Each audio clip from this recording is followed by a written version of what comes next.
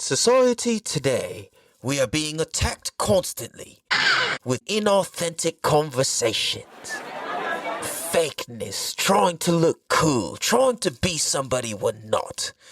That is why the Damn Dude podcast is here to have the authentic conversations that need to be had in a way that will make you think and say, Damn Dude.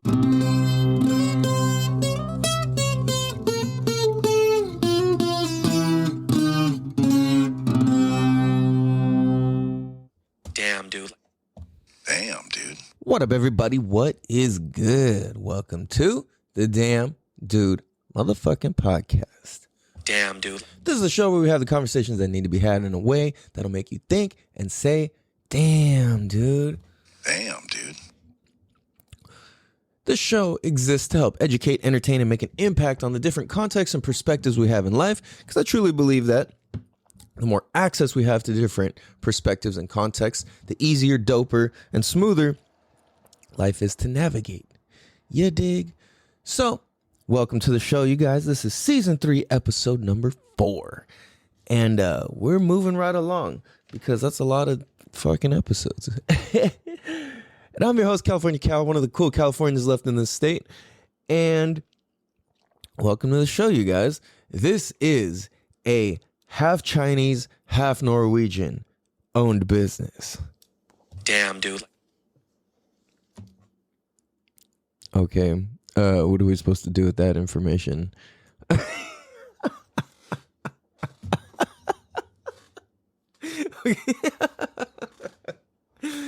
Okay. Isn't that funny?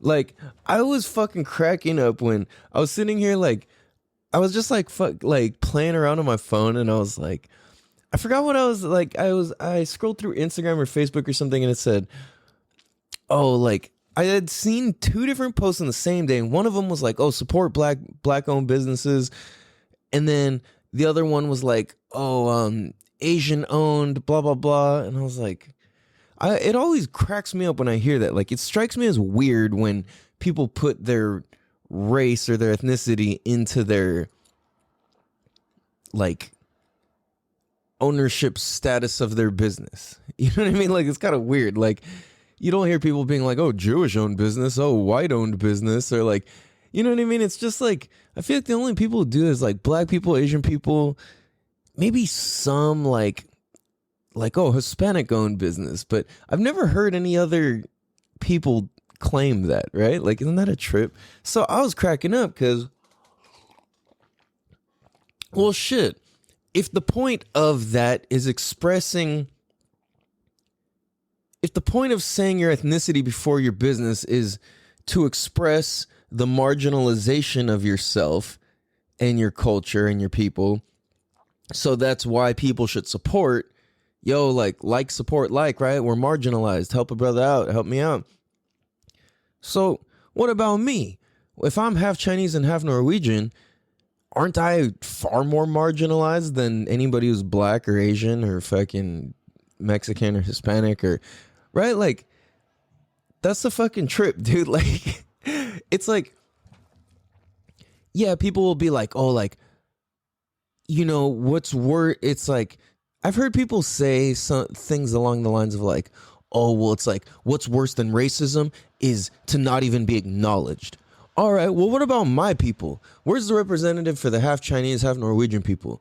Where's the representative for us half Asian, half white people, right? People think that automatically we have this, I mean, it's true to a degree where you can kind of blend into things and places a lot easier. But at the same time, when you're with people who are of fully, like, if I'm with all Asian people, I stand out like a sore thumb. If I'm with all white people, then like I stand out also.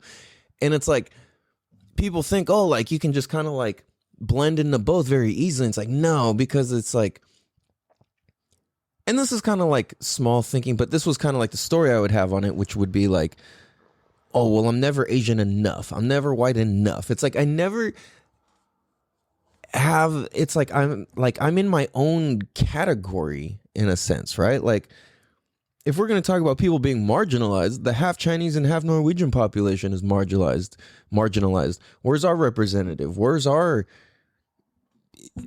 culture? Where's our food? Where's our, you know what I'm saying? It's like, we don't even have one. So it's like, if you're of mixed race, a lot of times people tend to identify with the darker version, at least where I'm from anyway. You know, in San Diego, a lot of times it's like, if you're half black, people will say, oh, I'm black. If you're half Mexican, people will be like, oh, I'm Mexican. Or like, if you're half Filipino, people will be like, oh, I'm Filipino. And like, it's weird because I caught myself identifying like that because to me, it was cooler than being like, oh, I'm white. And that's the thing is like, people don't even acknowledge Norwegian as being like a culture. They just say, oh, so you're white? And I'm like, no. You know, like, so it's a trip, right? Like, isn't that weird? So I'm like, well, there is culture inside Norwegian culture. Like, it's not just being white. I think what that means is like, in America, it's like being an American and being like an American white person is a type of person. It's like if you say, oh, like the skaters, the stoners, the potheads, the you know, the metalheads, the book club people, the people who like band, the people who like breweries. It's like, it's just a type of people, right? Like, whoa, freak! I swear I silenced that. But I guess I didn't. Excuse me. So, also, I apologize to anybody who's expecting the episode on time. Shit's been crazy as fuck lately. As far as like all the things I'm trying to do and what I've been up to. So, things just keep fucking coming up and I keep, having to, you know, like kind of do shit in different orders and stuff. But anyways, I also, before we carry on and really get into the episode a lot more, I want to say, I just found out just a minute ago, my homie Jigga hit me up and he let me know that our homegirl from high school and from even like after high school and stuff, Michelle passed away. And rest in peace, Michelle. You know, much love, nothing but love. It was always cool. It was like, you know, we weren't the closest, but it was like we just had a very like fun and silly understanding of each other and relationship. You know, it was like, it was really cool to, like, you would crack me the fuck up, dude. She would crack me up. Like, Michelle, she was like just such a sweet and chill ass person. Like, she had this type of thinking, like when I'm thinking back on her, that was like, she was always thinking something funnier than than the appearance she would give off. Like the way she looked, you wouldn't expect she was thinking as funny of stuff inside of her mind that she is. So it's like, she was kind of quiet and like when she would say something, it'd be really quiet and soft and like real mellow. And then like, and then she would just say the craziest, funniest shit. And it was like, I don't even know how to explain it, dude. She was just she was very much like her own sort of person. Her humor was hilarious. I just remember always cracking up about capers with her. There was a point where we were in high school and we were just fucking like, I don't know, somebody was doing a British accent or we read something or I don't know what it was, but somebody was like, oh, capers. And like, for whatever reason, her and I thought it was hilarious. There was like a couple other people thought it was funny, but like, for whatever reason, her and I thought it was absolutely hilarious. And like, so we're like, oh, like capers. And we're like, what the fuck are capers? Like, we really had no idea. I don't know what the fuck that is, you know? We're like, what are capers? And it was just this funny thing, you know? And like, at the time, like, there was still no Google or anything like that. Like, it wasn't, you know what I mean?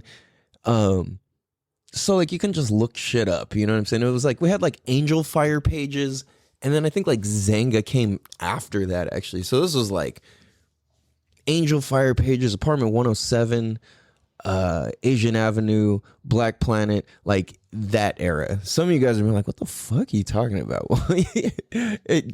It's real. No, but fuck, man. I remember Michelle had the digital camera when they first came out, and we would just take the craziest, stupidest pictures. We would pass this camera around our whole group of friends, and we would just let one person have it for the day. And we just look at the pictures, and we're like, what the fuck are all these pictures? Like, what were you up to yesterday? Like, what? So, like, it's just so random. You can imagine you have a group of fucking, like, I don't know, 20 to 40 knuckleheads. We're all unique and weird as fuck. Like, my whole friend group was pretty big. And it was like, it ranged from like nerdy Asian kids to like, well, I shouldn't say just Asian kids, but the majority of people were Asians. So like, you could be like a nerdy Asian kid. You could be a nerdy white kid. You could be a cool white kid. You could be a fucking, whatever, right? Like Mexican, whatever. But our group was like, we had a whole range from like nerds all the way to like super quiet, weird nerds, all the way to like crazy gangsters and everybody in between. So like that was my friend group, and it was just such a weird dynamic. So you can imagine amongst these types of people, and and a lot of us were all different ethnicities from each other. So like, I mean, obviously we had a lot of Filipinos, so like we're in Mira Mesa, you're definitely gonna have Filipinos in your group, whether you can help it or not, right? And then like the rest of us a lot of us are mixed race. So, and then even being white is like a rarity at our school we're from. So you know, it's like we had like half Vietnamese, half Chinese, half Japanese, half black, half Mexican, you know, the whole different array of people. And I'm like, it's just a trip. So you can imagine like the pictures that all this different range of people would take, like kind of like the more like quiet people in our group, it would be like, oh, like smile. But then like the other people who are like more wild in the group, it's just like pictures all like wild and like just pointing them at people, and like you could tell somebody was talking shit, and then just like click the picture of somebody as we're talking shit to them, or like something like that. So like, I don't know, it's pretty funny. Whatchamacallit. So yeah, man. And I just fuck, man. So it's crazy to me that Michelle passed away. She had kids. And for those of you that don't know, Michelle Odell was her name from high school. But I guess when she got married, her name became Michelle Murillo. And yeah, she's gonna have her service in Texas. She moved out there, you know, lived her life, did her thing. And yeah, man, I know she loved being a mom. I mean, you know, anybody with a good heart really is going to love that. But it just hit me, dude. It was like, she was one of those, it's like, it's always the people you would never expect to pass away that do. And it's like, we've had a lot of people inside of our close friend group like pass away at this point, and it's like, it's crazy, dude. I don't know exactly how she passed away. My friend said it could have, he's kind of suspecting that it was like cancer or something of that sort, but I don't know. I haven't been able to see, and it's not written in her obituary, so I don't know. But I realize I gotta like reach out to other homies and shit and let them know. Kind of just like stunned by it, you know? So, man, it's like tricky where to even go from here at this point, because everything else seems like so irrelevant and stupid, like in comparison, you know? But,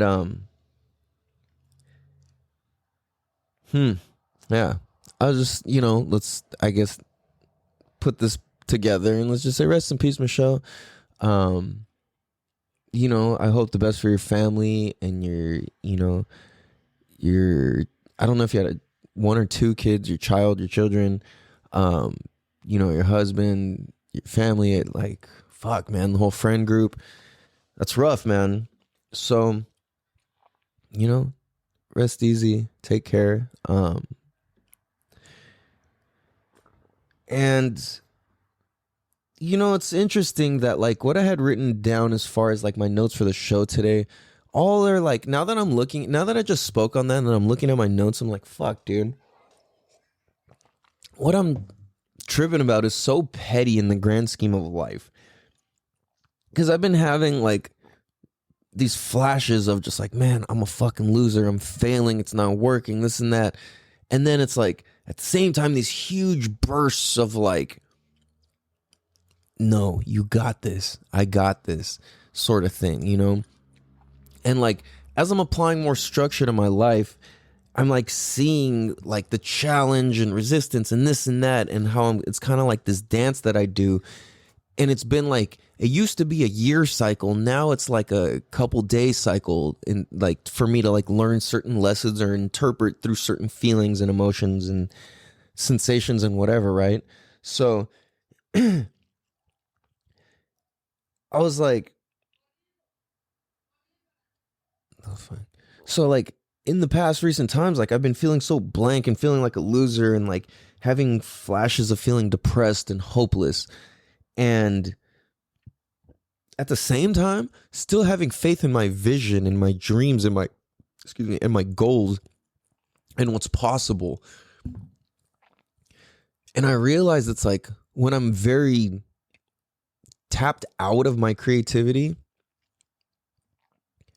life is way harder. When I'm tapped into my creativity, my creative side, my fun side, like I forget I'm a fun person who brings and exudes youthfulness. And like, I realize because I've retracted in so far over this last 2 years or so that it's been very like, okay, like I'm stepping one toe out, I'm stepping another toe out. All right, I got a whole foot out. All right, you know, and it's like just kind of like rebuilding myself and rewalking my path and like redetermining my path. And there's a certain level of seriousness and challenge to all of this. Because my whole life I had viewed structure as a lack of freedom. And now I realize that structure is complete freedom. And there's a lot of people who say like, oh, you can't be overly structured and blah, blah, blah. And like, no offense to anybody, but that's kind of loser talk. Because let's say like if your complete structure is, I'm going to do, I have my morning routine and I have 5 absolute tasks that I do every day towards my business, towards the growth of my whatever, right? And as soon as I do those, I'm free and can do whatever the fuck I want. So that's where it's really trippy because you're able to incorporate freedom into your structure. So let's say like every day you were able to deposit 1% into the bucket of growth in your business and your health and your well-being. And let's say we're the same age. Let's say we're all fucking 30, whatever. I don't know. Let's just say we're all the same age, right? And for whoever's listening to this. And if we're the same age, then that means we're living the same amount of time. And if I'm dropping a percent, a penny into my bucket every single day, whose bucket's going to be full in 10 years? You know what I'm saying? Who's going to be able to drink? Who's going to be able to fucking cash out? Who's going to be, whatever metaphor works for you. Like, who's going to be able to be the one with the strength and save the day? Who's going to be healthy? In 10 years from now, who will have put terrible things in their mouth and made their body feel like shit and look like shit? And who's in 10 years from now, with the same amount of time that we're all living, who's going to put good fuel and exercise and positivity and creativity and fun and all that into their lives? Right? Damn, dude. So it's like if we're all going to live the same amount of time, well, not live the same amount of time, but if we're all going to be existing and living within the same amount of time, then why not get conscious about depositing a drop every day? A penny, a percentage, right? So the way I'm looking at this is to have my morning routine be so automatic and religious to me that it doesn't even count as tasks. Like, I don't count brushing my teeth as a to-do task unless I have like ridiculous amounts of stuff to where I have to be here exact, then sometimes I'll have to write down even such small tasks like that. But most of the time on my list, wake up, meditate, that's included in that, right? And the other thing about it too is like it's so automatic that I don't have to like remember to brush my teeth. It's just like, oh, it's time to brush my teeth, right? So as I create exercise and eating good and recording and meditating and reading, as I set those into play to make them become automatic in my life and in what I'm doing, then from there, I have my planned 5 tasks. And I realized that's where I was getting screwed up, is because my morning routine's not automatic, I'm like still trying to structure it. And then all of a sudden my task list is like fucking, like 15 items long, and that's not good. You're supposed to keep them short. You're supposed to just do 5 is like the key to not burning out over time. So I realizing, oh shit, that's what's going on. I have to just call morning routine, and not morning routine, read, exercise, blah, blah, blah, blah, blah. It's rather morning routine is so automatic. It's the same thing as how I would brush my teeth or fucking go to the bathroom or comb my hair or, anything that has to do with getting ready for the day. Like, it's just automatic. And that's where I'm trying to get like, for me, it's automatic to say what I'm grateful for and to like pray and say thank you to God. Like, to me, it's pretty automatic. There's only like a little bit of brain power I have to put into that to make sure that happens. Otherwise, it's pretty automatic to like start saying what I'm grateful for and think about that and all that sort of stuff. So, so what I'm realizing is like, dude, like all of this shit that I had written down and been feeling, blank or like a loser and all this, it's just like, that is a symptom of not having a solid schedule and routine of the stuff that deposits 1% into my bucket of life and growth every single day. And that's why I feel like that at times, because I've been lacking structure and now I'm putting structure into play. And whenever you put some new sort of structure or awareness into play in your life, you're going to get tests of it. And what's going to get revealed is how sloppy you are about it. So if that's the case, and then it's almost like we can do things to reinforce how sloppy we are, or do things to reinforce how fucking detailed and structured we are. And that's the thing, is like, I think what happens with a lot of people in structure is they don't understand that it's for the sake of freedom. And then you got other people on the other side, which this is what I don't understand. But I mean, I guess I do if I think about it, but naturally I don't understand it, which is like people who way over structure their life and have no fun. Like, those are the people who you see at like 35 just burnt the fuck out, just pounding down like monsters and smoking cigarettes and have a dress shirt that's all, and they look frazzled, and it's like, that's like that guy, right? Like just like keeping up with the Joneses sort of thing, right? And when you're overstructured and you don't have any fun in your life, then that's also the same, a big problem as well, just on the reverse end of it. So it's a trip, because then it's like, as I have a friend pass away, I'm like, dude, all these feelings don't even fucking matter in the grand. I mean, they do, but they don't really matter in the grand scheme of life and death, right? Like, it's like being alive or being dead. It's like, dude, feeling blank, feeling like a loser, having a lack of structure, whatever, dude, that doesn't even matter. And that's also kind of why I lack structure, because I have that understanding so deeply to where like I really, really, really understand death like pretty fucking well. Like, I've got a pretty fucking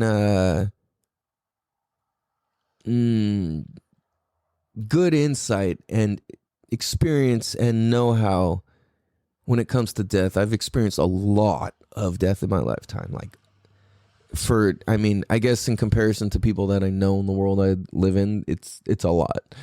But that doesn't mean anything, right? It's just that, like, I'm just saying that for the sake of, like, yes, I do have a lot of experience in that. And that's the thing, is like, other people have different experience in different things and different scenarios and subjects, and like, we can all learn from each other. And that's the thing, is like, death is a great teacher, because with this happening, I'm like, fuck, man, I feel devastated. I feel heartbroken, dude. Like, she's the same age as me, has kids or a kid, and like, I know for a fact she has a kid. I don't know if she's got multiple or not. and a husband and family and all this, and like, dude, a lot of people love her and all this, and it's like, dude, that's fucking crazy, man. It really sums up life in like, you know, you just kind of like is that zoom out. Wow, that zoom out perspective. That's crazy. That's what my mom told me the other day. Like, you gotta zoom out on life right now. That makes so much fucking sense. Yeah, I gotta take a piss. I still been drinking these gallons of water, and I only have one more cup left, which is cool. Anyways, we will be ride bicycle. Damn, dude. What up, everybody? Welcome, bicycle, my tricycles. Yo, and let me remind you, this is a half Chinese, half Norwegian, American-owned show. So be sure to support half Chinese, half Norwegian, American men's business. And tell a friend to tell a friend about the Damn Dude podcast, because that helps us, you guys. And we are incredibly marginalized. We are incredibly marginalized. We're so marginalized, they took the L out of our marginalization, and it's just marginalized. Okay, some people are like, man, this guy's fucking racist. Like, no, that's not. It's like, if you're thinking that, then I think you're racist. And like, people act like it doesn't count. It's like, well, people accept Chinese people and people accept Norwegian people, and nobody's hating half Chinese and Norwegian people. And it's like, yeah, isn't that the problem? Like, we're not even acknowledged to be hated, which is fine, but it's just something you gotta accept, right? And it doesn't really matter at the end of the day. So I think that's one thing where a lot of people might not agree with me. Is like, okay, black-owned business, Hispanic-owned business, like, great, but what about it? What does this company stand for? We're black, we're Hispanic. Okay, but what about that? You know what I'm saying? Like, what does that have to do with anything? Does that have to do with the product you're selling? You know, like, it's weird. So it's like, okay, so if you perceive me as a white guy supporting your business, or if you perceive me as an Asian guy supporting your business, or if you judge me as a Mexican and I shop at your business or I don't shop at your business, what does that mean? You know what I mean? It's like, well, why should I support you because you're black or Asian or Hispanic? Like, okay, I'm half Chinese and half Norwegian, so you should support me. Like, you know what I'm saying? It's like the logic, it can only, when you, like, that sort of thinking, the logic only goes so far. And that's why I just crack up when I see that. And I'm like, okay, like, thanks for creating more division. You know, it's like, it's not, it's like, it's trying to be inclusive and it's not. And when we try and be too inclusive to people, shit just becomes exclusive. And that's kind of what's happened. You know what I mean? Like, that's kind of where that kind of explains the entire state of our country right now. Like, all the virtue signaling and all the stupid shit. It's like, people are just, like, they've gotten to a point where people are just kind of like sick of it, and it's just getting ridiculous. And there's these like weird brainwashed Ukrainian supporting people, and it's like, yeah, there's nothing wrong with supporting Ukraine. I got clients and people I know who got family in Ukraine, and yes, right. But you know, if you just crack the door on the whole Ukraine thing, just that much, just a smidge, and you'll see, like, oh, this is money laundering. It's like, well, fuck, that was pretty easy. Like, I'm not even the expert. Like, how could I? You know what I mean? Like, come on now. Like, anyway. Excuse me. So what's interesting is how all of this kind of ties together for me. Well, in my comprehension, is that, like, all these different feelings of feeling like, okay, I got this, okay, I don't got this, and like being tested by applying structure to my life is tripping me the fuck out, because I'm like, wow, it's putting me into this like realm of like hyper procrastination or like hyper get shit done. And I realize, excuse me, hiccups. Oh, shit. I realized that neither of those are the answer. And it's right in the middle. It's right in between that is the sweet spot to live and conduct myself and produce results and whatever, right? So as I'm like thinking about that, I'm like, it's a trip because I don't know. It's like whenever you declare something, life is going to test you. And I've talked about this on many episodes before in applied to many different contexts and areas of life. But it's like once you claim something, you're going to get tested. And then there's mistakes that are of forward progression. And then there's mistakes that are of regression, going backwards. So I try to be mindful of that and conscious of that and try to make mistakes that move me forwards. And obviously that's not always the case. But I do my best to try at least, right? So, excuse me. So with all that being said, it's like as I'm like rebuilding and recreating myself and my life and what I want and what I think is possible and what I want to expose myself to. Because once I expose myself to a certain amount of things, then I know that that's possible, right? It's like...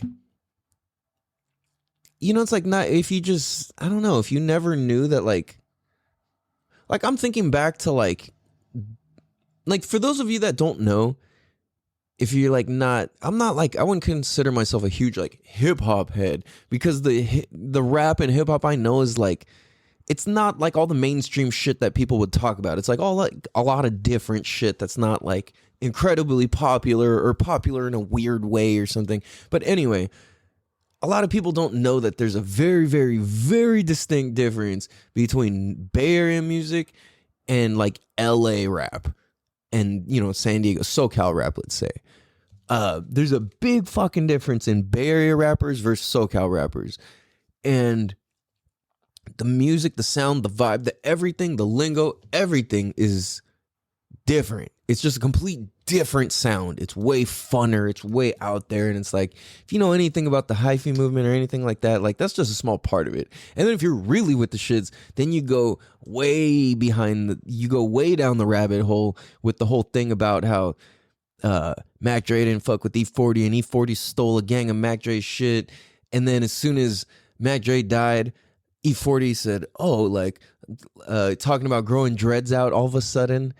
Right? It's like if you know what I'm talking about, you know what I'm talking about. You're like, oh, fuck, this guy really knows what he's talking about. Yeah. Like, my point is that if I was never introduced to Bay Area music via Napster, actually, back in the day, I would have no clue about half of my favorite music that exists right now. Like, Bay Area rap is some of the best rap of all rap. Aside from Texas is up there too. But I gotta say, and this is a pretty unpopular opinion, I think.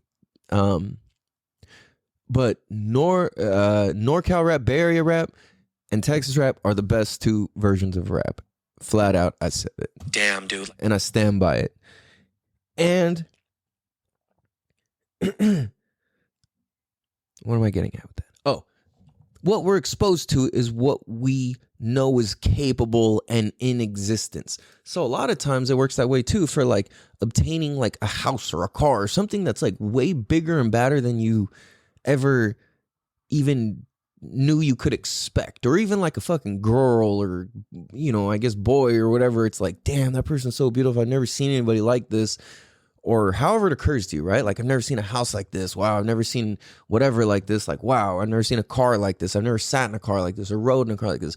But once you have, you're like, oh, this is what it feels like. This is what it smells like. This is what it sounds like. I now know it's possible, right? But until you have that experience, you don't even know that it's possible. So it just seems like fucking fairy tales and dragons and, like a fairy tale. It's just so far out there. It's so far out of reality that you wouldn't even consider that you could have that for yourself. So that's one thing where I try and like look at myself and what I acknowledge and what I expose myself to and what I have experience with. I'm like, okay, I can have a house like this. Okay, I know what it's like to be inside of a fucking mansion. I know what it's like to be inside of a brand new fucking, top of the line fucking like BMW or whatever the fuck, right? Like, Like, wow, okay, I know what this is like now. This is possible.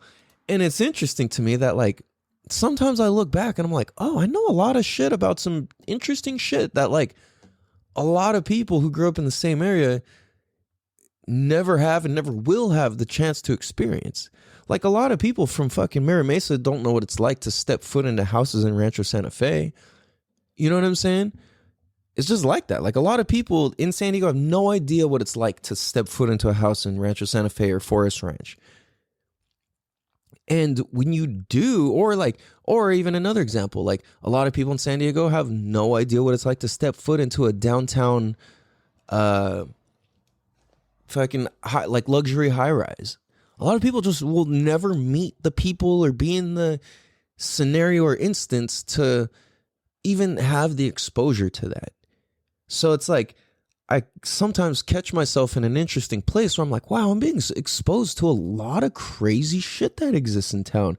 Because I'm finding myself in Rancho Santa Fe homes. I'm finding myself in crazy Rancho Bernardo homes. I'm finding myself in, crazy downtown high rises. I'm finding myself in, like crazy properties out in fucking, what do you call it? Like, why am I going fucking blank? Oh, like Pine Valley or like, Encinitas, your La Jolla, right? I'm like, I'm sitting there thinking, I'm like, why am I being exposed to this stuff? And it's weird because when I walk out, I'm like, wow, that's what's possible. Huh. That's what it's like to live there. And one thing I realized is like a lot of the people who would live in some of these like fancy places I would go to, I'm like, I don't really like the way that these people live their life. Like not anything against the people themselves, more just like, this isn't the lifestyle the way I would choose to live my life, right? And it's like we all have different ways of living. That's, of course, it's supposed to be that way.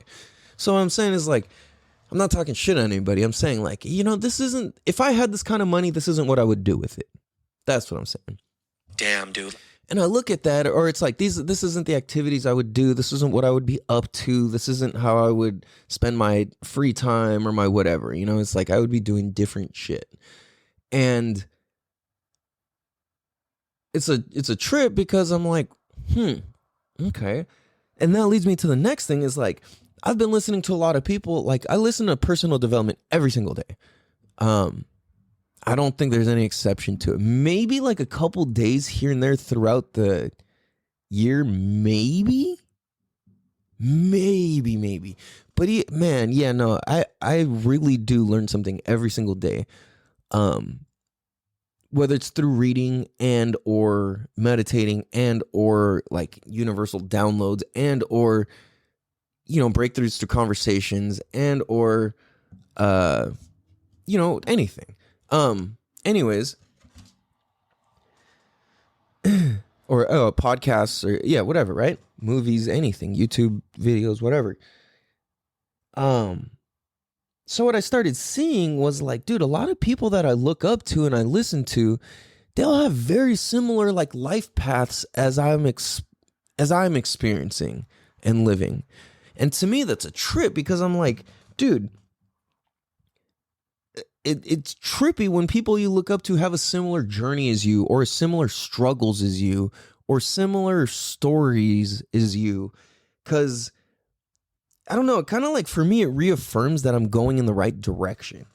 Like I'm headed in the right direction in life. And even though shit isn't perfect and at the moment stuff is incredibly falling apart around me, like major big time right now. And I'm like, you know what? It's okay. It's not that serious. I'm still alive. I can still manage. Shit is really tough right now. And it's okay. I can do this because I'm fucking strong, I'm tough, and I'm smart. And as I do the work, I work to file my rough edges down and become a smooth, free-flowing individual and a person who creates his own momentum and is a force. And that's one thing that I realize is like my energy is big. And especially when I'm like on, like my energy's crazy, dude. And like I can accomplish amazing things. And I've been so scared of my energy and my power and my capabilities that like I've just like kind of backseated myself because I don't know, I guess it doesn't really matter why, but I have been. And I acknowledge that and I'm like, okay, my like cycle of that would normally take a year of like emotions, I guess. I don't even know how to explain it. I would just be like so up during the summertime and so down during the wintertime, like mentally, emotionally, financially, a lot of that, right? There's only like 2 years, maybe 3 years in the past, like 13 years that I was like, I felt good in the winter where it was just like, oh, I'm chilling.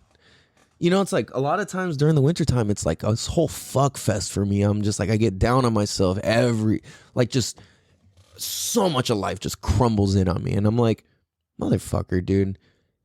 And so what I'm saying and what I'm getting at is like, rather than having it be a whole year for that process to happen, it's like happening to me within like weeks and days or even hours now, where it's like, you're up, you're fucked. You're up, you're fucked. You're up, you're fucked. You're up, you're fucked.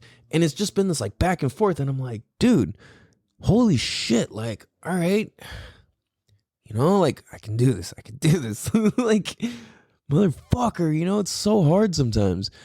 But why it's so okay is because that affirmation, it's like seeing people I look up to have similar stories. I'm like, wow, this person also didn't make jack shit, or this person ate shit for fucking 13 years, 14 years, 15 years, 16 years, 17 years, 18 years to become an overnight success. You know, overnight success. It's like there's no such thing as an overnight success. Every overnight success is a product of doing work for fucking, you know, 2, 3, 4, 5, 10, 12, 20, 30, 40 years. You know what I'm saying? So that's how I look at this podcast. I'm like, well, you know, I don't really care if I got any momentum or traction in the first place, because, I mean, a little bit of me cares, to be honest. But like, overall, I don't really care. You know, I'm not attached to, this and that. But like, I realize it's like, this is just the work to put in. This is putting in the work to become an overnight success for when preparation meets opportunity. Damn, dude. Right? Because it's like, well, by me preparing this many episodes and putting in the work and over the time, I now have something for somebody to go and be like, is this guy any good? I don't know. Let's go check. And then now you can go scroll through all my episodes and get a sense of who the fuck I am. And if I'm any good, or if you know what I'm saying? Or like it shows who I am and what I'm up to, because it exists. Right? This is like a drop in my bucket every single time. Every time I do this podcast, it's just a deposit into my 1% every single time. And like I said, it's like, I don't know why or how this show is going to be successful. I really don't. It's just going to be for some fucking reason. I don't know what's going to be the means that kicks it off. I don't know what's going to be the episode, what's going to be the clip, what's going to be the reel, what's going to be the soundbite, what's going to be the episode, what's going to be the guest, what's going to be the thing, the person, the company, the whatever that is like, oh, I'm the right person that you needed to meet, you know? Or it's like, especially word of mouth travels crazy fast, and it's like the most trusted things are through word of mouth. So when you got a dope word of mouth, then it just fucking, people trust you and it works. And then that's really how your business thrives and succeeds. It's the word of mouth. The advertising, the marketing, yes, that's all part of it, but it's like, it's really the word of mouth. And I'm saying this from experience because that's the only reason I have anything at all. I haven't advertised jack shit for a long time. It's because it's like I get overwhelmed with the amount of work I can do. And this is where I got to work smarter, not harder. It's like, all right, I need to take on new people and this and that and just different shit like that, right? Anyway. I think it's fascinating how easy it is to get caught up in day-to-day things and stresses over things that don't really fucking matter. You know, I think about that when I think of people who are going to get this degree or that degree because then I'll be free. And it's like, no, that's not going to do it. And people who are just grinding it out and killing themselves, and their purpose and their self-analysis and discipline and strategies aren't in alignment with what they're up to. These people get burnt out, unhappy. People that just take high-paying jobs and didn't take the time to travel, explore, work on themselves, experience culture or anything new or anything like that, right? Like, it's just, people get comfortable so easy, you know? And this is where it's like, all right, I've kind of committed to a life of uncomfortableness. Like, there's not really much in my life that's comfortable. Honestly, like, maybe my bed. Other than that, like, not a lot that shit that I do or own or participate in is comfortable. My work that I do is absolutely not comfortable. The position I'm in is not comfortable. The fucking place I live in isn't comfortable. Like, it's small. My neighbors are absolutely irritating as shit, and I think they're coked the fuck out all the time because they fucking wear the same clothes for weeks at a time and then only come outside once a week to move a car and just sleep for fucking like 20 hours and then play video games for fucking, I don't know, the next fucking 20 hours. And then it's just like this like cycle. I'm like, jeez, dude. But literally every time I've seen them for the past several months, and I know because I hear their subwoofer and I see the cars every day, so I know. For the past couple months, I've seen them wear maybe like 5 times outside and worn the same fucking clothes every single time. It's just weird, right? Anyway, so I'm just saying that adds to the uncomfortableness. That's not to talk shit about anybody. It's more like, yo, like you're adding discomfort to the situation, which is cool because motivation to like do something to do better for myself, right? It's creating the story. And I realized something I heard a lot of people that I look up to and are very successful say is like, a lot of times when you're in the shit, that's the funnest part of the whole thing. Like when you're in your shitty apartment, when you're living out of your fucking car, when you're living out of the fucking back of the store, when whatever, that's the best part. That's the funnest times. And I'm like, huh, interesting. Because it is. And I'm like, I'm realizing, and it's like, if you can get conscious in the midst of it, then enjoy the fuck out of it, right? Because once that happens, then it's kind of just maintaining. Or like once that stops, I mean, then it's just kind of like maintaining a certain level. But this is like in that creation mode, you're creating, you don't know what the fuck's going on. Like, you know what I mean? Like you do, but you don't. Like you know where you're going, but you have no clue where you're at, sort of thing. And like when you drive to a destination, you're supposed to be lost and not know where you're at from the start to the end, right? Like if I drive from California to New York, I'm not supposed to know where I'm at in the middle of fucking Colorado or Utah or whatever other states I go through, right? Like you're not really supposed to know that. It's new. You're not, and it's good that you don't know. But that's on the route to where the fuck you're going. And a lot of times on the route to knowing where you're going, you feel like you don't know where the fuck you're at. And you're just like, am I going the wrong direction? And then sometimes you get to a certain point, and you're like, oh, absolutely, I'm going the wrong direction. Like, there's a cliff this way. Sometimes you go off the cliff, sometimes you don't. So that's the thing is like, how far off the cliff do you have to fall every single time? Damn, dude. Damn, dude. So that's why I'm trying to learn all my lessons and just kind of stack, you know, so my steps that I build to get to the top, it's a short fall every time if my steps are solid. So yeah, that's pretty cool, right? Man, oh man. You guys, I love you guys. I appreciate you guys. Damn, dude. I would greatly appreciate if you guys could tell a friend to tell a friend to tell your best friends, cousins, uncles about the Damn Dude podcast. Please leave a 5-star written review on Apple Podcasts. I would greatly appreciate it. It helps the show a lot. Help us get to top 9% of all podcasts in existence out of the 3 or 4 million. As we are a top 10% podcast out of all podcasts in existence at the moment.